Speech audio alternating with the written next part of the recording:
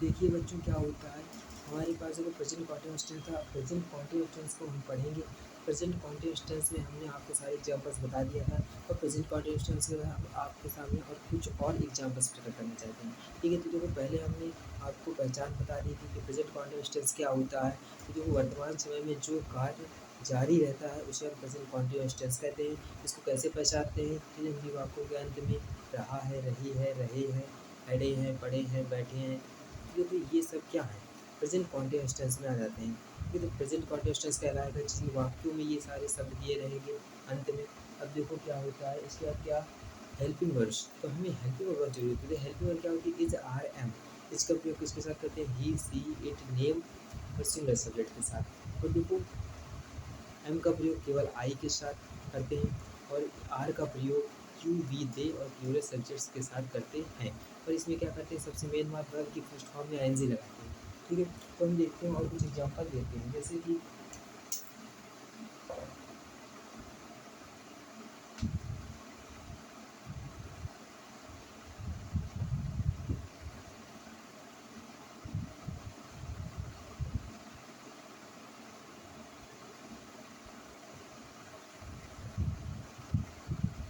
ठीक है, तो मैं कुछ नहीं खा रहा हूँ। तो मैंने आपको एक दिन पहले तक मैंने आपको कुछ नहीं किस लिए कुछ नहीं क्या लिखा था, नथिंग। कुछ नहीं को हम क्या लिखते हैं, कुछ नहीं को लिखते हैं नथिंग, NOTHING, कुछ नहीं। नथिंग मीन्स क्या होता है, कुछ नहीं, तो कुछ नहीं को हम लिखते हैं नथिंग। देखो अगर मैं इसको बोल दूँ तो मैं खा रहा हूँ, पहले आप इतना बनाइए तो क्या हो जाएगा, आई का क्या लगेगा, एम, आई एम। देखो खाना का जगह ईट, अब इसमें ING लगा देंगे क्योंकि जारी है, खा रहा हूँ, अभी भी खा रहा हूँ। देखो आई एम ईटिंग, फिर क्या हो जाएगा, आई एम ईटिंग नथिंग, कुछ नहीं। ठीक है, और मैंने आपको ये भी बताया कि वर्ग के बारे में नथिंग का प्रयोग करते हैं। इसके बाद मतलब कि वर्ग, इसके देखो वर्ग के बाद हम नथिंग का प्रयोग वर्ग के बाद करते हैं। ठीक है, तो वर्ग के बाद हम नथिंग का प्रयोग करते हैं, मैं कुछ नहीं खा रहा हूँ, आई एम ईटिंग नथिंग, मैं खा रहा हूँ कुछ नहीं, नथिंग। फिर इस तरह से और सेंटेंस में आ सकते हैं, जैसे वह कुछ नहीं खा रहा, यही पे क्या होता, वह कुछ नहीं खा रहा, तो वह के लिए ही आता, ही के लिए इज लगता, ही इज ईटिंग नथिंग। इसका अर्थ क्या हुआ, वह कुछ नहीं खा रहा है। ठीक है, तो ऐसे हम बहुत सारे वाक्य बना सकते हैं। अब हम लिख सकते हैं जैसे कि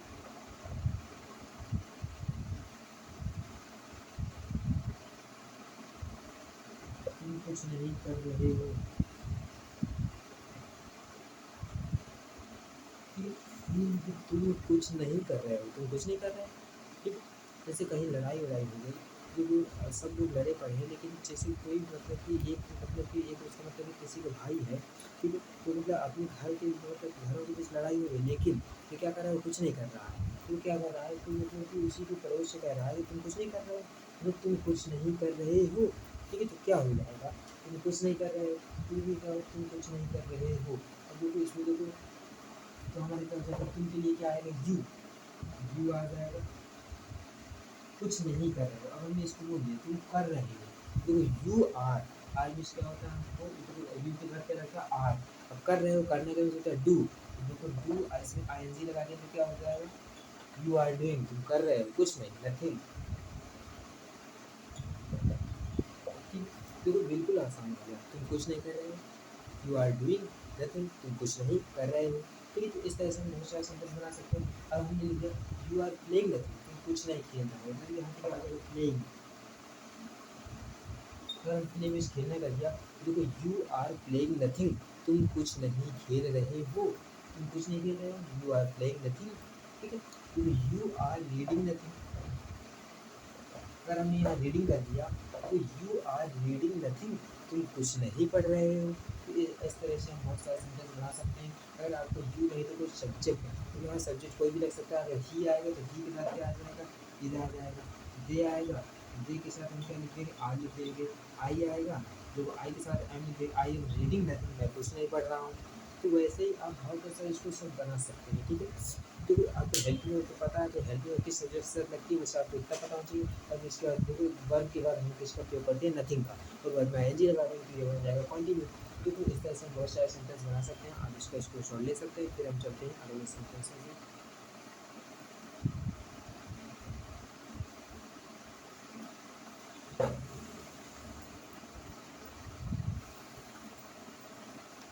अब हम आपके सामने एक दूसरा वाक्य लिख रहे हैं, ठीक है।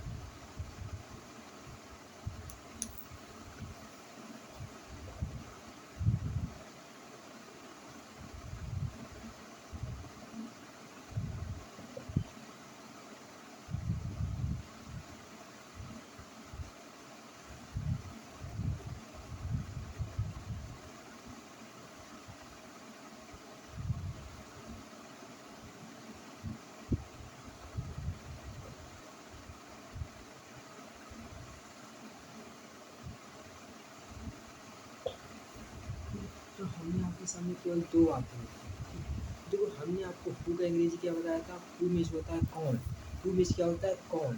देखो, हु मीन्स क्या होता है कौन, और ये किसकी तरह कार्य करता है, हमने आपको बताया था एज ए सब्जेक्ट, और ये सब्जेक्ट के रूप में कार्य करता है। किसके रूप में, एज अ सब्जेक्ट, ठीक है। देखो, सब्जेक्ट के रूप में कार्य करता है। देखो, यदि एक का बोध कराएंगे तो हु के साथ मतलब क्या लगाएंगे, इज लगाएंगे, ठीक है। देखो, अगर हम देखो इसमें देखो तुम्हें कौन पढ़ा रहा है, अब जो पढ़ा रहा है, जैसे मतलब तुम्हें कौन पढ़ा रहा है, राहुल पढ़ा रहा है, मोहन पढ़ा रहा है, सोहन पढ़ा रहा है, वह पढ़ा रहा है, मतलब जो होगा तुम्हें कौन पढ़ा रहा है, इससे क्या पता चल रहा है, मतलब कोई एक लोग पढ़ा रहा है। देखो, तुम्हें कौन पढ़ा रहा है, तो कौन की जगह कौन क्या है, सब्जेक्ट रूप है, तो इसके लिए हु के साथ हम किसका प्रयोग करेंगे, इज का प्रयोग करेंगे।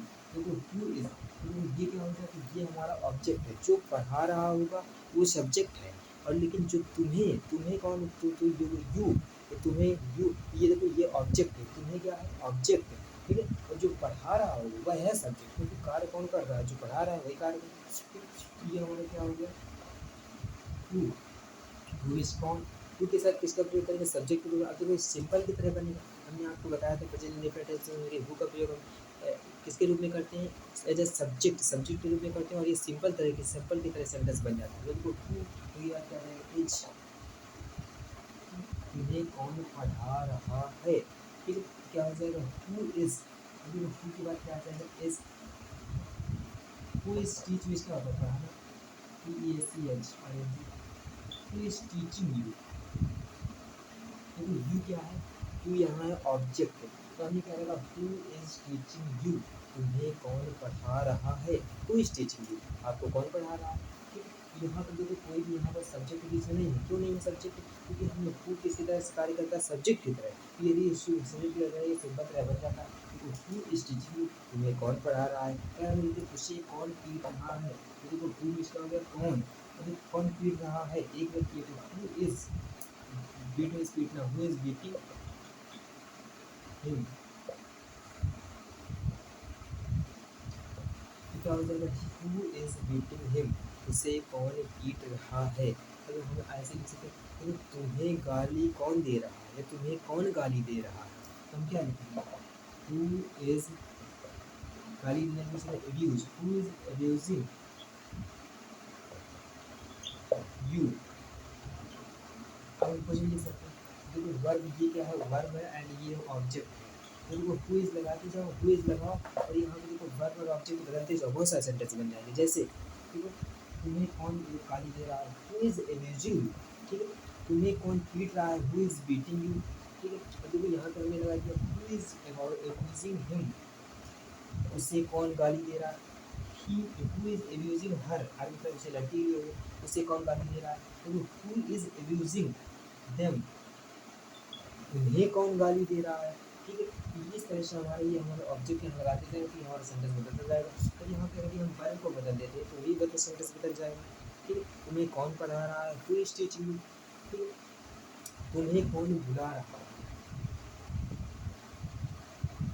हु इज कॉलिंग यू, तुम्हें कौन बुला रहा है, उसे कौन बुला रहा है, हु इज कॉलिंग मी, मुझे कौन बुला रहा है, हु इज कॉलिंग मी, मुझे कौन बुला रहा है।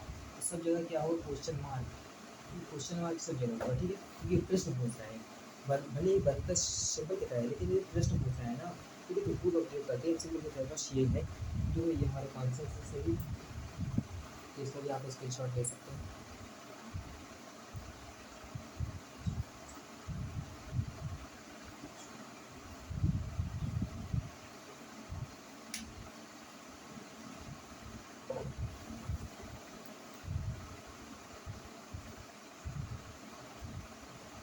ठीक है। तो आज हमने ये हमारा क्या था प्रेज़ेंट कॉन्टिन्यूअस टेंस। अब देखो इसके बाद हम चलेंगे प्रेज़ेंट परफेक्ट टेंस में। तो कल हमारा आएगा प्रेज़ेंट परफेक्ट टेंस। धन्यवाद।